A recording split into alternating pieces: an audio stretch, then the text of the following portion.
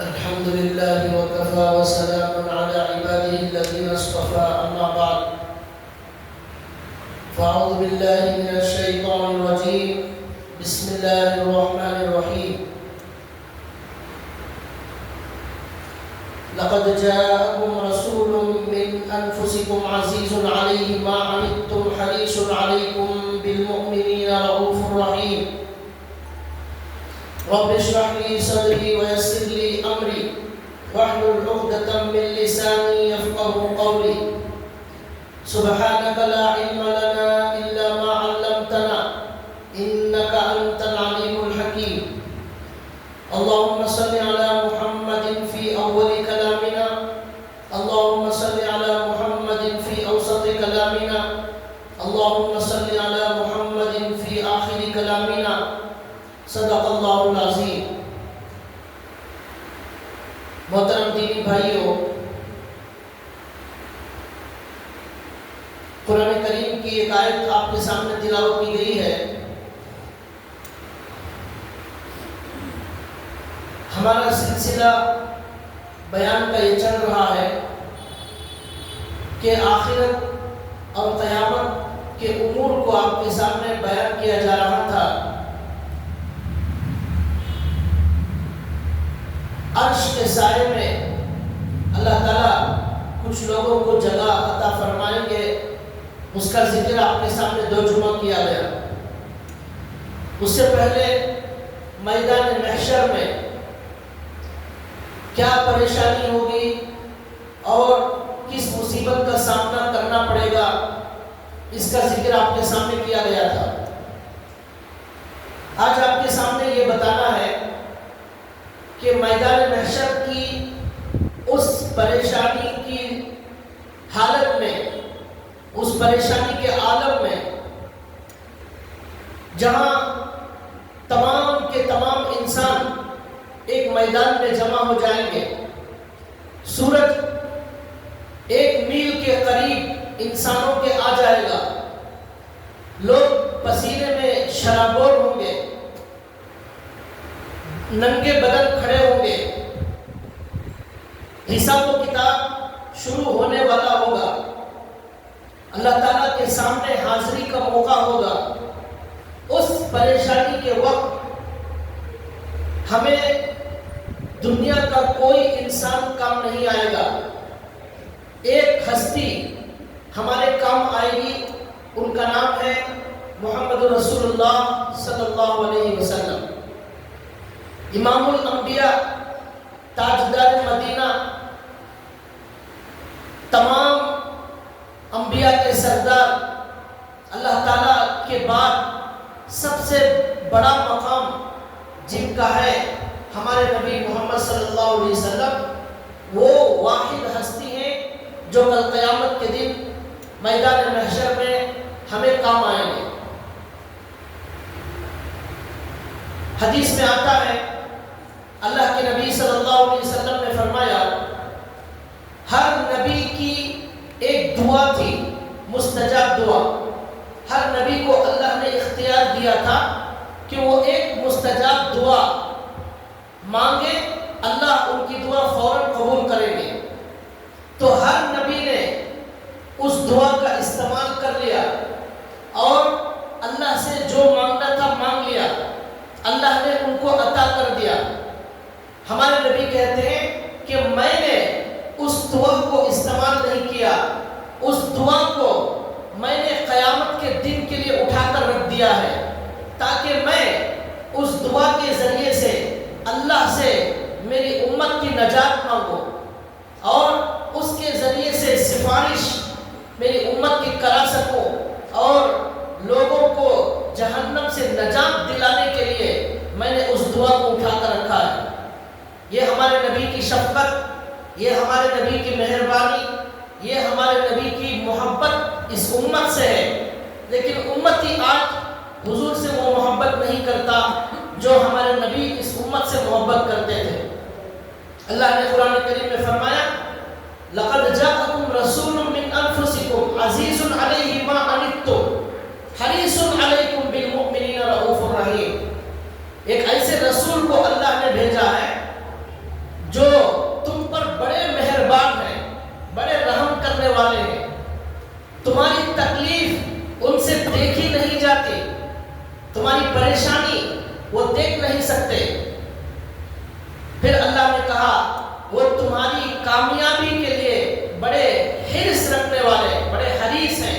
وہ چاہتے ہیں کہ کسی طرح یہ امت کامیاب ہو جائے اور جنت میں جانے والی بن جائے۔ تو کل قیامت کے دن ہمارے نبی صلی اللہ علیہ وسلم میدان محشر میں ہمارے کام آئیں گے۔ سارے انسان ایک میدان میں جمع ہیں، پریشانی کا عالم ہے، لمبا وقت گزر رہا ہے، لیکن حساب و کتاب شروع نہیں ہو رہا ہے، حساب و کتاب کا مرحلہ شروع نہیں ہو رہا ہے۔ اس پریشانی کے عالم میں سب لوگ پریشان ہوں گے، کیا کیا جائے؟ اس میدان محشر کی پریشانی سے بھی نجات دلانے والے ہمارے نبی صلی اللہ علیہ وسلم۔ ایک اور حدیث میں اللہ کے نبی صلی اللہ علیہ وسلم نے فرمایا کہ مجھے اللہ نے یہ اختیار دیا کہ میں چاہوں تو میری امت میں سے آدھی امت کو اللہ تعالیٰ نجات عطا فرما دے، یا مجھے سفارش کا اختیار دیا گیا، شفاعت کا اختیار دیا گیا، یا تو شفاعت لے لے یا آدھی امت کو اللہ تعالیٰ معاف کر دے گے۔ تو ہمارے نبی نے کہا ان دو میں سے میں نے شفاعت اور سفارش کو اختیار کیا، یعنی مجھے یہ پسند نہیں ہے کہ میری صرف آدھی امت کو نجات ملے، بلکہ مجھے یہ پسند ہے کہ مجھے سفارش کا اختیار دیا جائے، ہو سکتا ہے اس کے ذریعے میں آدھی سے زیادہ امت کو نجات دلا سکوں۔ یہ ہمارے نبی صلی اللہ علیہ وسلم کی حدیث ہے۔ اس سے معلوم ہوتا ہے کہ کل قیامت کے دن سفارش کے ذریعے کل میدان محشر کی پریشانی کے عالم میں جب حساب و کتاب شروع نہیں ہو رہا ہوگا، اللہ سے بات کرنے کی کسی میں ہمت نہیں ہوگی، اس وقت اللہ کے نبی صلی اللہ علیہ وسلم اپنی سفارش کے ذریعے اللہ سے سب سے پہلے گفتگو کا آغاز کریں گے، اللہ سے سب سے پہلے بات چیت کریں گے۔ ہمارے نبی صلی اللہ علیہ وسلم کا اتنا عظیم مقام ہے، اتنا بلند مقام ہے۔ ایک حدیث میں آتا ہے صحابہ اکرام بیٹھ کر آپس میں بات کر رہے تھے، کسی صحابی نے کہا کہ معلوم ہے ابراہیم علیہ السلام کا مقام کتنا بڑا ہے، ان کو اللہ نے خلیل بنایا، خلیل دوست، خلیل مانے دوست، اللہ کے دوست۔ ایک صحابی نے کہا کہ کیا آپ کو معلوم ہے موسیٰ علیہ السلام کا مقام کتنا بڑا ہے، اللہ نے ان کو کلیم اللہ بنایا، اللہ سے بات کرنے والا بنایا، وہ اللہ سے بات کرتے تھے تو کلیم اللہ۔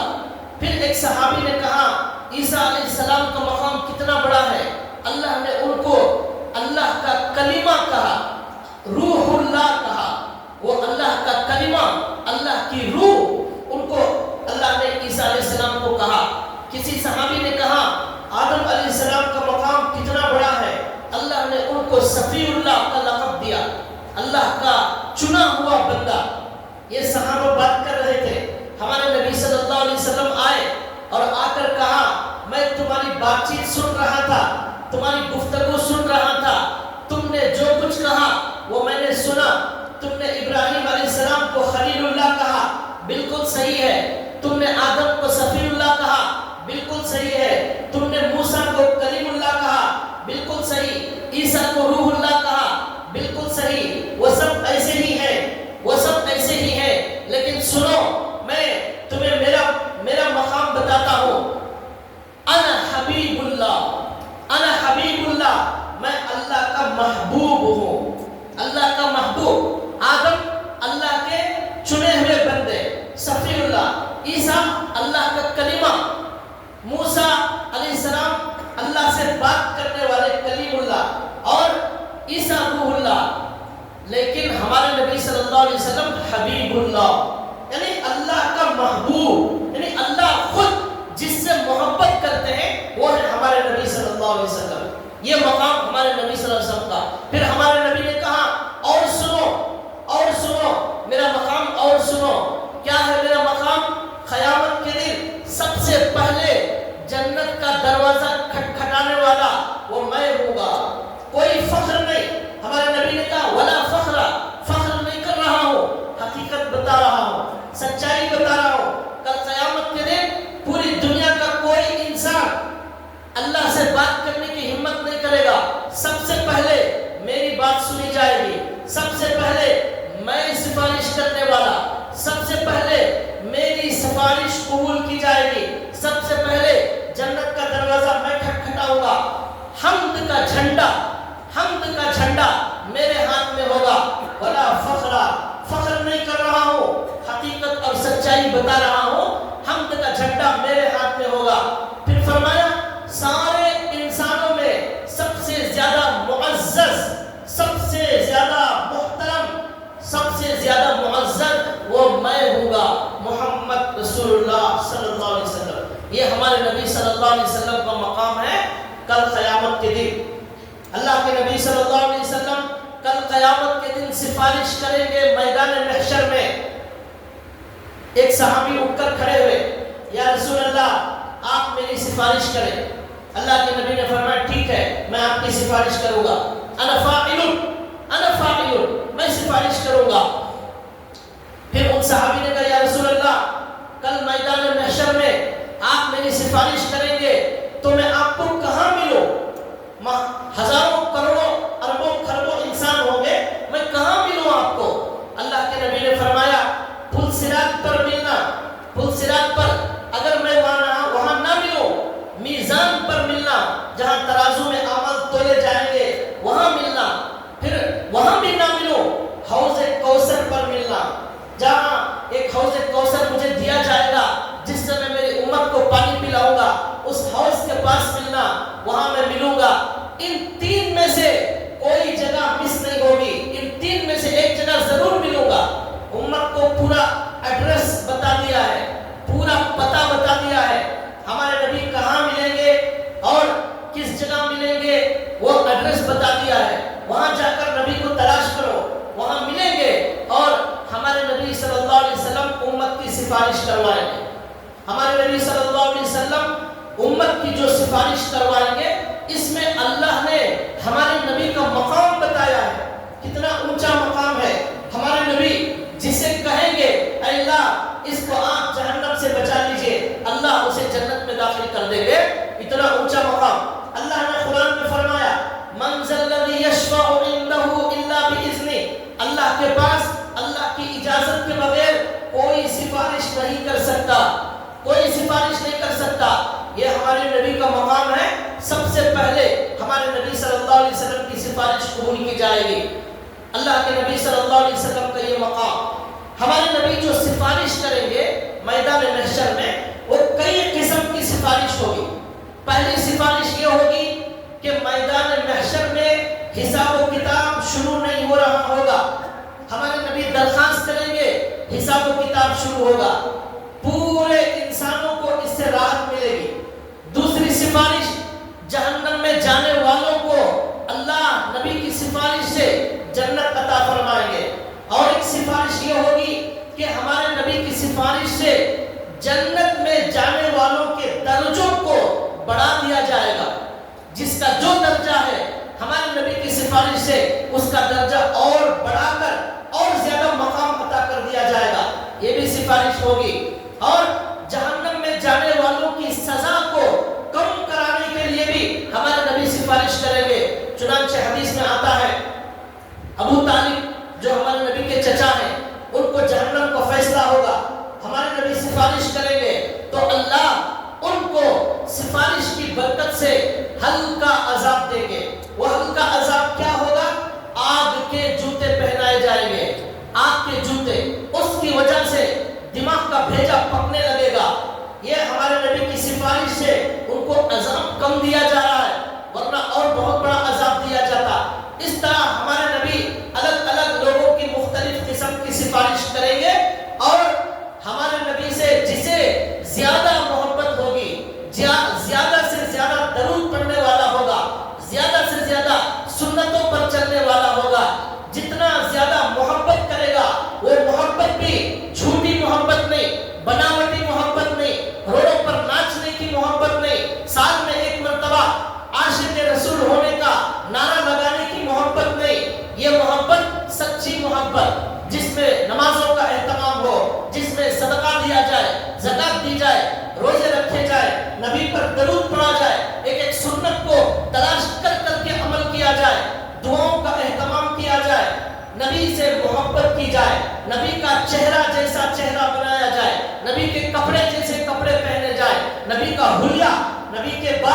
نبی کے جوتے، نبی کا چلنا، نبی کا کھانا، نبی کا سونا، جو جو نبی کرتے تھے ویسا نقل کرنے والا جو ہوگا وہ کل قیامت کے دن ہمارے نبی کی سفارش کا مستحق ہوگا۔ ترازو میں، میزان عمل میں، ترازو میں نیکیاں اور گناہ ہمارے تولے جا رہے ہیں۔ وہاں ایک آدمی ایسا بھی ہوگا جس کے گناہ زیادہ ہوں گے، نیکیاں کم ہوگی، خطرہ ہوگا کہ کہیں وہ ہلاک نہ ہو جائے۔ ہمارے نبی آئیں گے، ایک پرچی اس ترازو کے پلڑے میں ڈالیں گے، اس کے نیکیوں کا پلڑا بھاری ہو جائے گا اور اسے جنت کا فیصلہ ہو جائے گا۔ پوچھا جائے گا اس پرچی میں کیا تھا جس میں نبی نے ڈالا ہے، تو کہا جائے گا یہ درود پڑھتا تھا، وہ پرچی میں درود جو پڑھتا تھا وہ لکھا ہوا تھا، وہ نبی نے اس میں ڈال دیا، تو درود پڑھنے کی وجہ سے اس کا نیکیوں کا پلڑا بھاری ہوا اور وہ جنت میں چلا گیا۔ یہ ہمارے نبی کا مقام ہے بھائیوں۔ اس لیے سب سے بڑا کامیاب، سب سے بڑا خوش نصیب وہی ہے جسے اللہ اور اللہ کے رسول کی محبت مل جائے، ان کی محبت میں جینے والا، اسی پر فخر کرنے والا جو مومن ہوگا، اسے نبی کی سفارش کل قیامت کے دن ملنے والی ہے۔ اس کے لیے ابھی سے تیاری کرو، ابھی سے تیاری کرو۔ اللہ نے کہا وَتَنْظُرْ نَفْسٌ مَا قَدَّمَتْ لِغَدٍ، آنے والے کل کے لیے کیا تیاری کر رکھی ہے، کیا توشہ تیار کر لیا ہے، لے جانے کے لیے اچھی طرح دیکھ لو، اچھی طرح دیکھ لو، پوری خوب تیاری کر لو۔ وہاں کوئی چیز کام آنے والی نہیں ہے، عمل کے علاوہ کوئی چیز کام آنے والی نہیں، اچھی طرح تیاری کر لو، دیکھ لو کیا لے جا رہے ہو۔ یہ اللہ نے فرمایا۔ تو ہمارے نبی صلی اللہ علیہ وسلم سے محبت، اللہ سے محبت اور اس کے مطابق زندگی گزارنا، یہ کل قیامت کے دن ہمارے کام آئے گا۔ ترمذی شریف کے اندر ایک لمبی حدیث ہے، اس کا خلاصہ بتا رہا ہوں۔ کل قیامت کے میدان میں سارے انسان کھڑے ہوئے ہیں اور گرمی سے پریشان ہیں، حساب و کتاب شروع نہیں ہو رہا ہے، اللہ حساب و کتاب شروع نہیں کر رہے ہیں، سب انسان بہت زیادہ پریشان۔ اس پریشانی کے عالم میں کچھ لوگ کہیں گے کہ کیا کیا جائے، کیا کر سکتے ہیں کہ حساب و کتاب شروع ہو جائے، پریشانی ختم ہو جائے، پریشانی ختم ہو جائے۔ زندگی بھر ایک آدمی نماز پڑھتا تھا، زندگی بھر ایک آدمی روزے رکھتا تھا، ایمان پر جیتا، ایمان پر مرتا تھا، آج اس کے رزلٹ کا دن ہے، آج اس کے رزلٹ کا دن ہے، ہمیشہ کی جنت ملنے والی ہے، اور وہ خوشی میں مچل رہا ہوگا کہ کب میرا حساب ہوگا، کب مجھے جنت کا فیصلہ ہوگا۔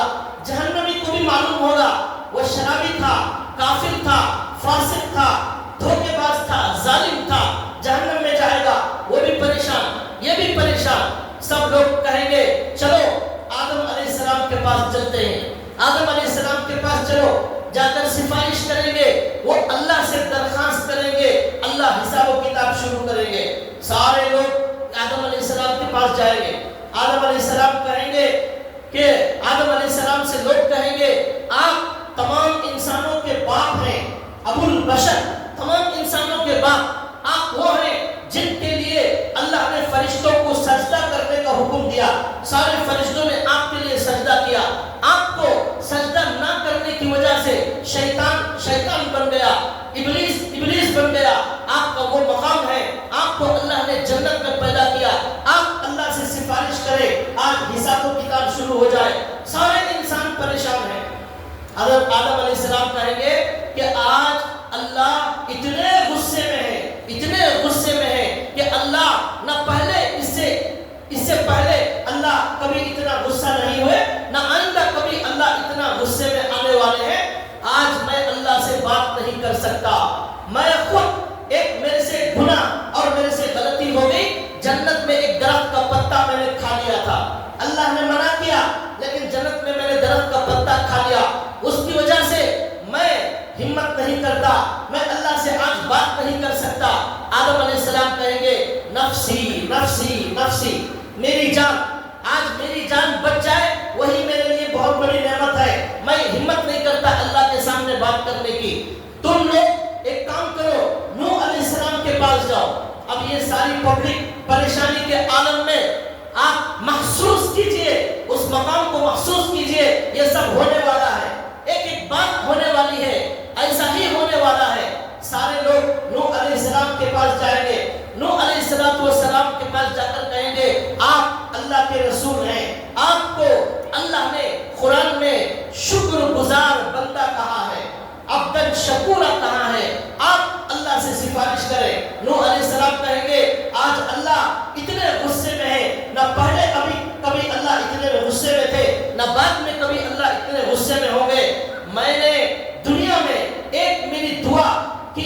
اجازت تھی، میں نے میری قوم کو ہلاک کرنے کے لیے اس دعا کو استعمال کر لیا، میری قوم کو میں نے دعا سے ہلاک کر دیا، بد دعا سے۔ آج میں اللہ سے بات نہیں کر سکتا، آج میں اللہ سے بات نہیں کر سکتا، نفسی نفسی نفسی، میری جان بچ جائے، میری جان بچ جائے اس کی میں فکر کر رہا ہوں۔ یہ آج اللہ سے بات کرنے کی ہمت نہیں۔ یہ سارے لوگ نوح علیہ السلام کہیں گے آپ لوگ موسیٰ علیہ السلام کے پاس جاؤ، موسیٰ علیہ السلام کے پاس جائیں گے، یہی درخواست کریں گے آپ اللہ سے سفارش کرو، حساب شروع ہو جائے۔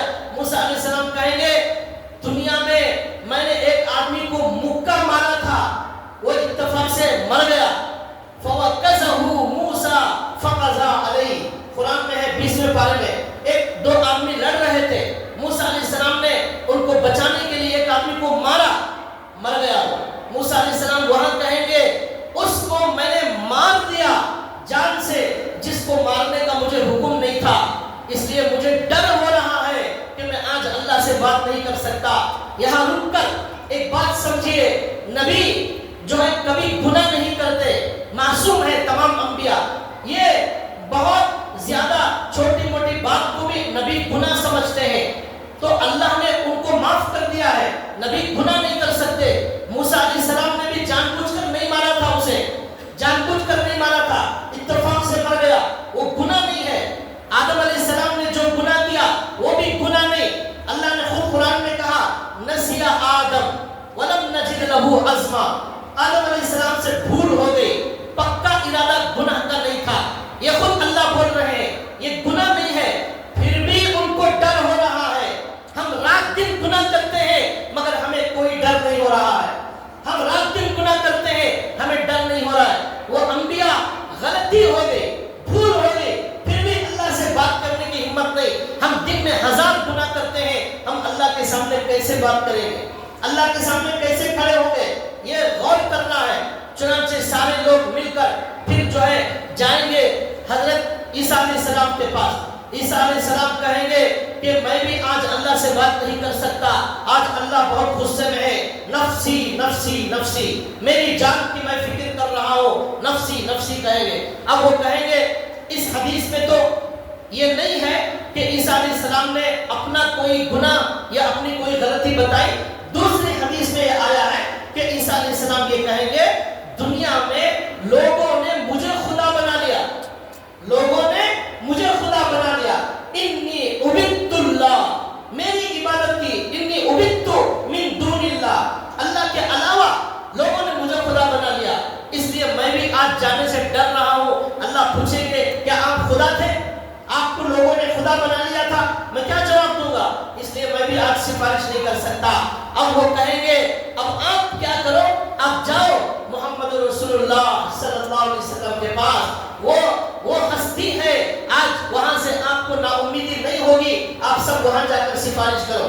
اب ساری پبلک وہاں آئے گی عیسیٰ ہمارے نبی محمد رسول اللہ صلی اللہ علیہ وسلم کے پاس، اور اب لوگ ہمارے نبی سے درخواست کریں گے اے اللہ کے رسول، آپ خاتم الانبیاء ہیں، تمام نبیوں کے آخری نبی، خاتم الانبیاء، آپ امام الانبیاء ہیں، آپ نبیوں کے امام ہیں، آپ اللہ کے محبوب ہیں، آپ پر قرآن نازل ہوا، آپ آخری امت کے نبی ہیں، آپ کا مقام سب سے بلند ہے، بعد خدا بزرگ توئی قصہ مختصر لا يمكن الثناء كما كان حقه، اللہ کے نبی کی تعریف بیان کرنا کسی کے بس میں نہیں ہے، کوئی بیان نہیں کر سکتا۔ خلاصہ یہ ہے کہ اللہ کے بعد ہمارے نبی سب سے بڑے مقام والے ہیں، یہ ہمارے نبی کا مقام۔ اب لوگ درخواست کریں گے آپ اللہ سے سفارش کریں، آپ اللہ سے سفارش کریں، ہمارا حساب و کتاب شروع ہو جائے۔ اب ہمارے نبی کہیں گے ہاں میں آج اللہ سے سفارش کروں گا، میں آج اللہ سے بات کروں گا، ہے اللہ ہمارے آج بہت غصے میں ہے، لیکن میں آج بات کروں گا، میری امت کے لیے درخواست کروں گا، سفارش کروں گا۔ چنانچہ اللہ کے نبی صلی اللہ علیہ وسلم کہتے ہیں میں عرش کے نیچے چلا جاؤں گا۔ ہمارے نبی کا مقام سنو، ہمارے نبی کہتے ہیں عرش کے نیچے چلا جاؤں گا، سجدے میں گر جاؤں گا، سجدے میں گر جاؤں گا اللہ کے سامنے، اور سجدے میں اللہ کی خوب تعریف کروں گا، اللہ کی ایسی تعریف اللہ کی ایسی تعریف کروں گا کہ اللہ کی طرف سے مجھے وہ تعریف سکھائی جائے گی، ایسی تعریف دنیا کا کوئی انسان نہیں کر سکتا، نہ کیا ہے نہ کرے گا۔ ایسی اللہ کی تعریف ہمارے نبی کو سکھائی جائے گی، سجدے میں گر کر ہمارے نبی سفارش اللہ کی تعریف کریں گے، خوب تعریف کریں گے۔ وہ کیا تعریف کریں گے وہ کہیں لکھا ہوا نہیں ہے، وہ اللہ ہی جانتے ہیں۔ ہمارے نبی نے دنیا میں دعاؤں میں جو اللہ کی تعریف کی ہے، وہ دعائیں کتابوں میں لکھی ہوئی ہیں، وہ ایسی زبردست دعائیں، وہ ایسی زبردست اللہ کی تعریف ہے کہ ایسا کوئی انسان نہیں کر سکتا، وہ نبی ہی کر سکتا ہے، انسان نہیں کر سکتا۔ جو نبی نے دنیا میں اللہ کی تعریف کی وہ بھی کوئی انسان نہیں کر سکتا۔ تو اب قیامت کے دن اللہ کے نبی جب اللہ کی تعریف کریں گے تو ان کا کیا مقام ہوگا، کیا ہوگا؟ دنیا میں ہمارے نبی نے اللہ کی تعریف کی، کیا کہا؟ اللہم لک الحمد کلہ ولک الشکر کلہ بیدک الخیر کلہ۔ اے اللہ تمام تعریف اللہ کے لیے، آپ کے لیے ہے، تمام شکر آپ کے لیے، سارا خیر آپ کے ہاتھ میں ہے۔ انک علی کل شیء قدیر، آپ ہر چیز پر قدرت رکھنے والے ہیں۔ اللہم لک الحمد حمدا دائما مع دوامک، اے اللہ آپ جیسا ہمیشہ رہنے والے ہیں، میں تعریف بھی آپ کی ہمیشہ کی کرتا ہوں۔ اے اللہ میں اتنی تعریف کرتا ہوں جتنی مرتبہ تمام انسانوں کی پلک جھپکتی ہے، اتنی مرتبہ میں آپ کی تعریف کرتا ہوں۔ کتنے انسان ہیں، کتنے مرتبہ پلک جھپکتے ہیں، اتنی مرتبہ اللہ کی تعریف۔ یہ جملہ کوئی انسان استعمال نہیں کیا، ہمارے نبی نے سکھایا۔ اے اللہ دنیا میں جتنے پانی کے قطرے ہیں اتنی مرتبہ میں آپ کی تعریف کرتا ہوں۔ اے اللہ دنیا میں جتنے کنکر ہیں اتنی مرتبہ میں آپ کی تعریف کرتا ہوں، جتنے پتے ہیں اتنی مرتبہ میں آپ کی تعریف کرتا ہوں۔ ایسی شاندار تعریف ہمارے نبی نے دنیا میں کی ہے، اب آخرت میں اللہ کی جو تعریف ہوگی وہ زبردست تعریف کریں گے۔ اب جب تعریف کریں گے اللہ تبارک و تعالی ہمارے نبی سے کہیں گے ارفع رأسک سل تعطا، اے نبی اب آپ سر اٹھائیے اور آپ مانگیے، آپ جو مانگیں گے آج آپ کو دیا جائے گا، آپ سفارش کیجئے آپ کی سفارش قبول کی جائے گی۔ اب ہمارے نبی سب سے پہلی سفارش کیا کریں گے؟ حساب و کتاب شروع کرنے کی تعریف۔ یہ حساب و کتاب شروع ہوگا نبی کی درخواست پر میدان محشر میں۔ اب لکھا ہے دوسری حدیث کے اندر کہ ہمارے نبی صلی اللہ علیہ وسلم جب یہ اللہ سے درخواست کریں گے، اللہ تعالیٰ اس کے بعد زمین پر اللہ آئیں گے، میدان محشر کی زمین پر اللہ آئیں گے، فرشتوں کے ساتھ آئیں گے، عرش، وہ فرشتے عرش اٹھائے ہوئے ہوں گے اور بادلوں کا سایہ ہوگا، بادلوں کے سائبان میں اللہ تعالیٰ وہاں نازل ہوں گے، لیکن اس وقت اللہ کو کوئی دیکھ نہیں سکتا۔ اللہ کو دیکھنے کا جو منظر ہے وہ جنت میں جانے کے بعد، یہ میدان محشر میں اللہ کو کوئی دیکھ نہیں سکتا، لیکن اللہ، حدیث میں آتا ہے اللہ تعالیٰ آئیں گے میدان محشر میں اور فرشتے عرش کو اٹھائے ہوئے ہوں گے۔ وہ کیسا منظر ہوگا ہم اس کو بیان نہیں کر سکتے۔ اللہ اپنے شائن شان آئیں گے، ہم اس کو بیان نہیں کر سکتے۔ یہ میدان محشر میں یہ منظر ہونے والا ہے۔ جس اللہ کے لیے زندگی بھر ایمان پر قائم رہے، نمازوں کا اہتمام کرتے رہے، ذکر کرتے رہے، دعائیں مانگتے رہے، اس اللہ کا دیا ہوا کھاتے رہے، اس اللہ کی جان ہمارے پاس موجود تھی، اس اللہ ہی نے زندگی اور موت دی، اس اللہ کے سامنے کھڑے ہونے کا دن یہ آنے والا ہے۔ یہ ہمارے نبی نے فرمایا۔ اس کے بعد اللہ تعالیٰ جب آئیں گے، قرآن میں بھی اللہ نے کہا وَجَاءَ رَبُّكَ وَالْمَلَكُ صَفًّا صَفًّا، تمہارا پروردگار آئے گا، فرشتے بھی آئیں گے، صف بنائے ہوئے ہوں گے، فرشتے صفوں میں کھڑے ہوئے ہوں گے۔ اب اللہ کے نبی نے فرمایا اس کے بعد حساب و کتاب شروع کرنے کی اجازت دی جائے گی، لیکن اللہ ہمارے نبی کی سفارش پر یہ بھی کہیں گے اے نبی اب آپ کی رعایت میں آپ کا یہ اعزاز ہے۔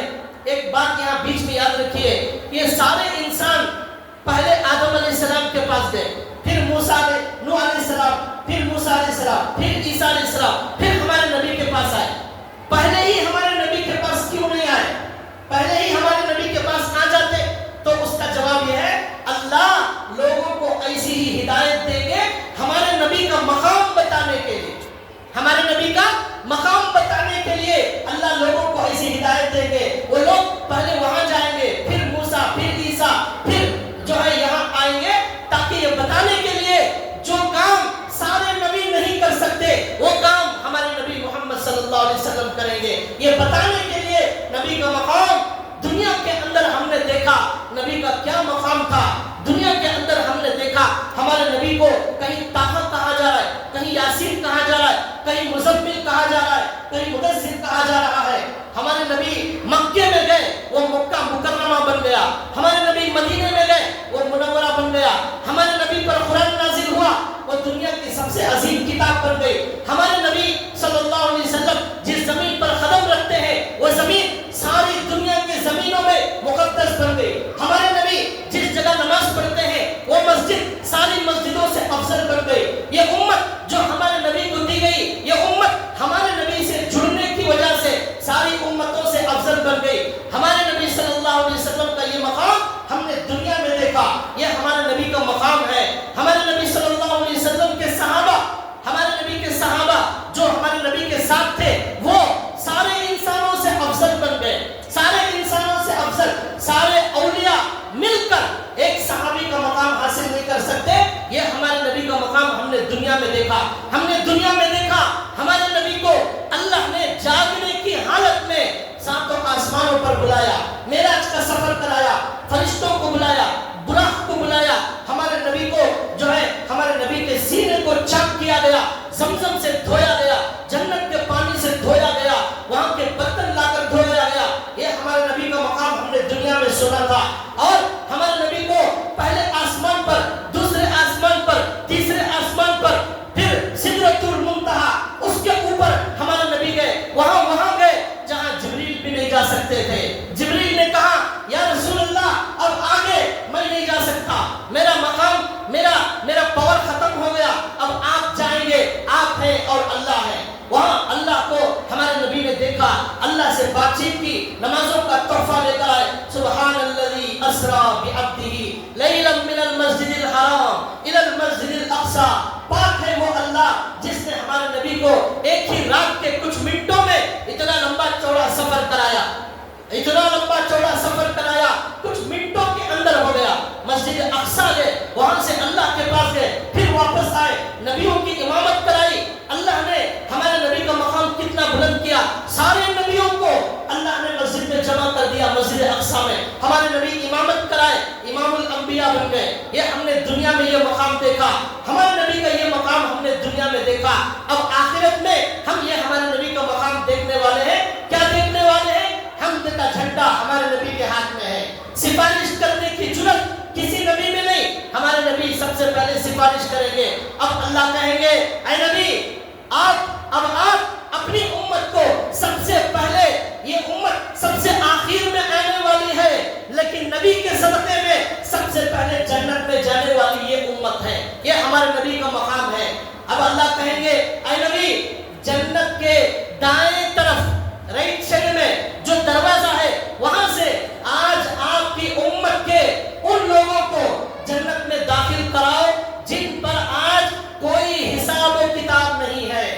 بغیر حساب کتاب کے جنت میں جانے والے اس امت کے اندر جو لوگ موجود ہیں ان کو اے نبی آپ دائیں جانب سے ایک خاص دروازہ ہے اس امت کے داخل ہونے کا, ایک خاص دروازہ جہاں اس دروازے سے کوئی اور امت داخل نہیں ہو سکتی. یہ امت داخل ہوگی اس دروازے سے. اس امت کو جنت میں داخل کرو اور سب سے پہلے ان لوگوں کو جن کو بغیر حساب کتاب کے جنت میں جانے کا اللہ فیصلہ کریں گے.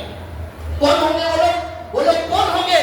زندگی میں ایک بھی نماز نہیں چھوڑنے والے, روزہ نہیں چھوڑنے والے, حج پابندی سے کرنے والے اور روزہ رکھنے والے, اللہ کے لیے جینے اور مرنے والے, اپنی نفس کی خواہش کو کچلنے والے, حرام کو لات مارنے والے, حلال کی دو روٹی پر خیانت کرنے والے, لوگوں کو تکلیف دینے کے بجائے لوگوں کو گلے سے لگانے والے, یہ ایسے جو 100% شریعت پر چلنے والے اللہ کے محبوب بندے ہیں. وہ لوگوں کو اللہ کہیں گے آج آپ ان لوگوں کو خاص دروازے سے داخل کراؤ. چنانچہ دوسری حدیث میں آتا ہے 70,000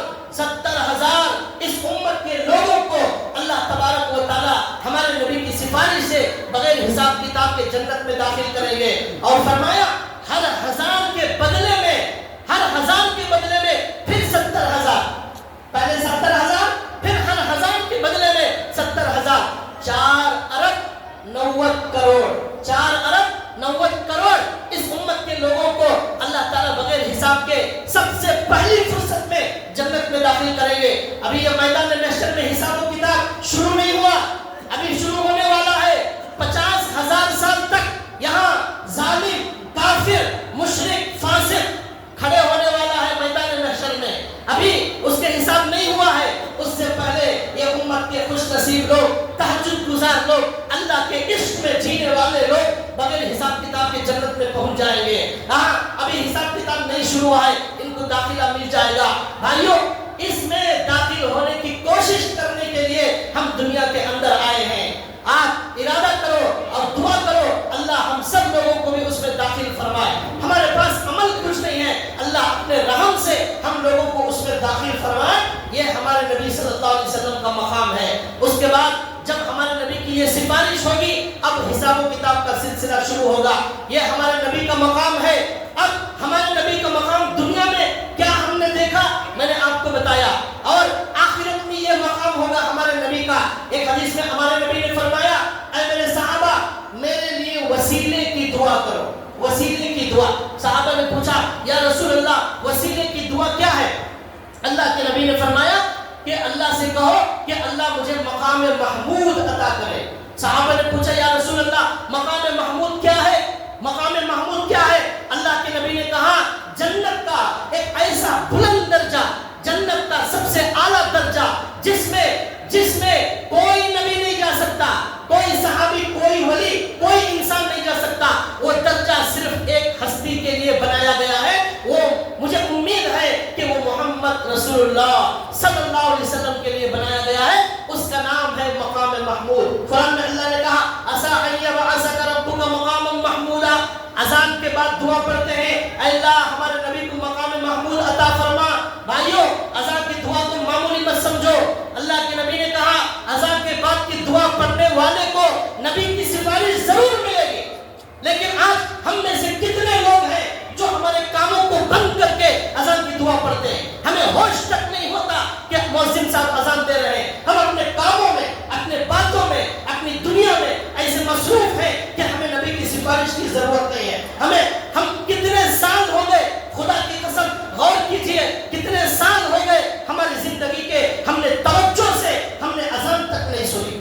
کتنے سال ہو گئے ہم نے توجہ سے اذان نہیں سنی, اس کا جواب ہم نے نہیں دیا.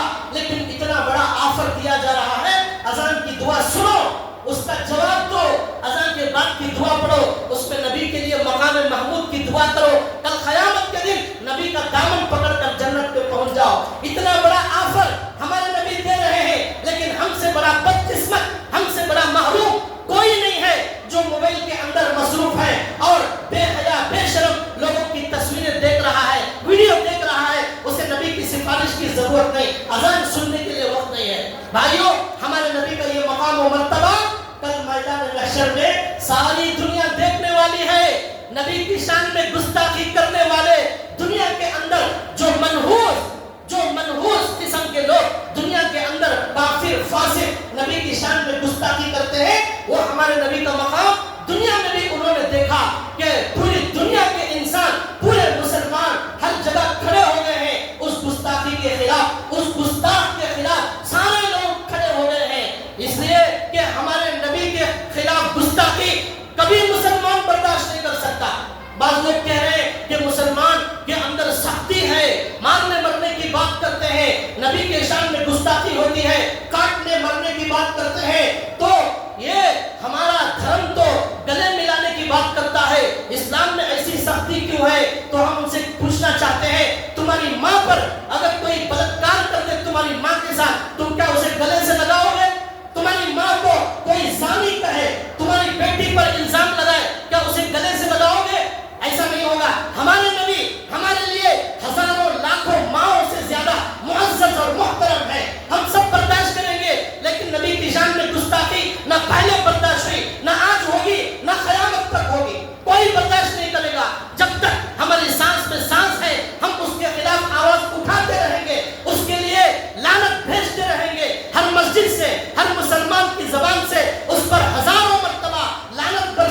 اللہ کی، اور اس کا انجام بہت بدترین ہوگا جو نبی کی شان میں گستاخی کرنے والا ہے۔ وقت ہو گیا، مختصر آپ کو ایک دو تین واقعوں کی طرف صرف اشارہ کروں گا۔ گستاخی کرنے والوں کا انجام، ابو لہب ہمارے نبی کا چچا گستاخی کرتا تھا، نبی کو گالیاں دیتا تھا، راستے میں کانٹے بچھاتا تھا۔ اس کی بیوی بھی نبی کی شان میں گستاخی کرتی تھی، گالیاں دیتی تھی۔ اس کا انجام کیا ہوا؟ ابو لہب ایک بیماری سے مر گیا۔ وہ بیماری نے اس کے بدن کو بدبودار کر دیا، سڑ گیا، اس کا بدن سڑنے لگا، بدبو پیدا ہو گئی۔ اتنی بدبو اس کی باڈی سے آئی کہ اس کی لاش کو دفنانے کے لیے اس کے بچے تیار نہیں ہوئے، اس کی لاش کو دفنانے تیار نہیں ہوئے۔ نبی کی شان میں گستاخی کرنے والے کا یہی انجام ہوتا ہے۔ یہاں تک کہ بدبو کی وجہ سے 2-3 دن کے بعد مزدوروں کو پیسے دے کر کچھ لوگوں کو کہا ان کے بچوں نے اس کی لاش کو لے جا کر کہیں پہاڑ کے اوپر سے پھینک دیا جائے، ہم اس کے قریب بھی جانا نہیں چاہتے۔ یہ انجام اللہ نے دنیا میں بتایا، آخرت میں جو انجام ہوگا وہ کیا ہوگا ہم تصور نہیں کر سکتے۔ اللہ نے قرآن میں فرمایا اِنَّا كَفَيْنَاكَ الْمُسْتَهْزِئِينَ۔ اللہ کے نبی کا مذاق اڑانے والوں کے لیے اللہ کافی ہے، اور اللہ ایسا عذاب دیں گے ویسا عذاب کوئی نہیں دے سکتا، ایسا انتقام لیں گے ویسا انتقام کوئی نہیں لے سکتا۔ لکھا ہے ایک عیسائی ہمارے نبی کے ہاتھ پر اسلام قبول کرتا ہے، بخاری شریف کی حدیث ہے۔ ایک عیسائی ہمارے نبی کے ہاتھ پر اسلام قبول کرتا ہے اور سورہ بقرہ، سورہ آل عمران بھی یاد کر لیتا ہے، اور ہمارے نبی کے پاس بیٹھ کر لکھتا رہتا ہے۔ تو کچھ دنوں کے بعد وہ منحوس مرتد ہو گیا اور کہنے لگا کہ ہمارے نبی کے پاس کوئی قرآن نہیں آتا، کوئی وحی نہیں آتی، بلکہ یہ جھوٹ بولتے ہیں، میں جو لکھ کر دیتا ہوں وہی یہ بیان کرتے ہیں۔ اتنا جھوٹا الزام لگایا اور نبی کی شان میں گستاخی کی۔ بخاری شریف کے اندر حدیث موجود ہے، اس کے بعد اس کی موت آ گئی۔ جب مر گیا اس کے عیسائی لوگوں نے اسے قبر میں دفن کیا۔ جب قبر میں دفن کیا، زمین نے اس کی لاش کو قبول نہیں کیا، اس کی لاش زمین نے باہر پھینک دیا۔ عیسائی لوگ آئے، انہوں نے کہا یہ مسلمانوں کی حرکت ہے، مسلمانوں نے اسے قبر سے نکال کر باہر پھینک دیا ہے، یہ مسلمانوں کی حرکت ہے، اس لیے کہ اس نے مسلمانوں کے دین کو چھوڑ دیا ہے۔ تو اس کے بعد پھر لمبی اندر خبر کھولی، اس کو پھر دفنایا۔ ایک دن کے بعد آ کر دیکھتے ہیں خبر نے اس کی لاش کو پھر باہر پھینک دیا۔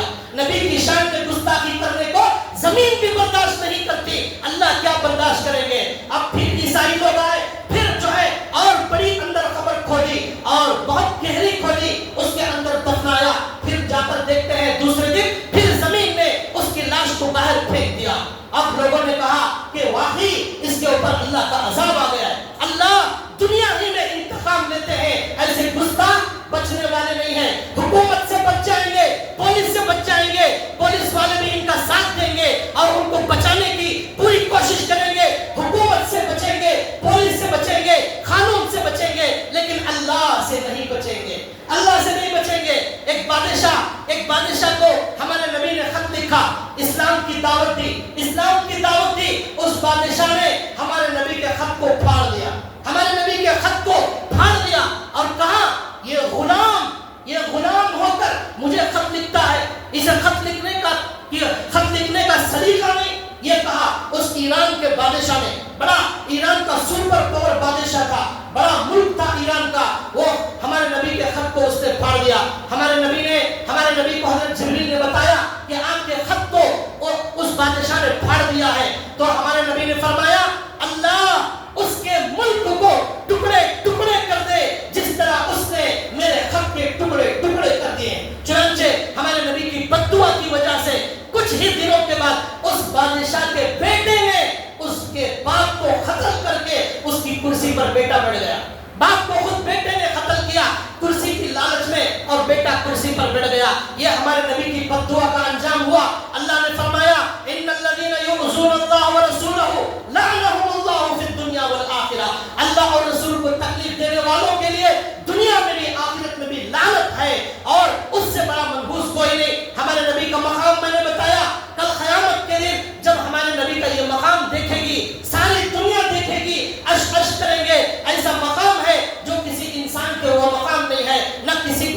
وہ مقام ہے ہمارے نبی جس کی طرف اشارہ کر رہے ہیں اس جہنمی کو جنت میں بھیجا جا رہا ہے. جو ہمارے نبی کا محبوب ہے اللہ اسے اپنا دوست بنا رہے ہیں. اللہ نے قرآن میں فرمایا قل ان کنتم تحبون اللہ فاتبعونی یحببکم اللہ. اے نبی امت کو بتا دو, مسلمانوں کو بتا دو, اگر تم لوگ اللہ کے رسول کے راستے پر چلو گے, سنت پر چلو گے تو کیا ملے گا؟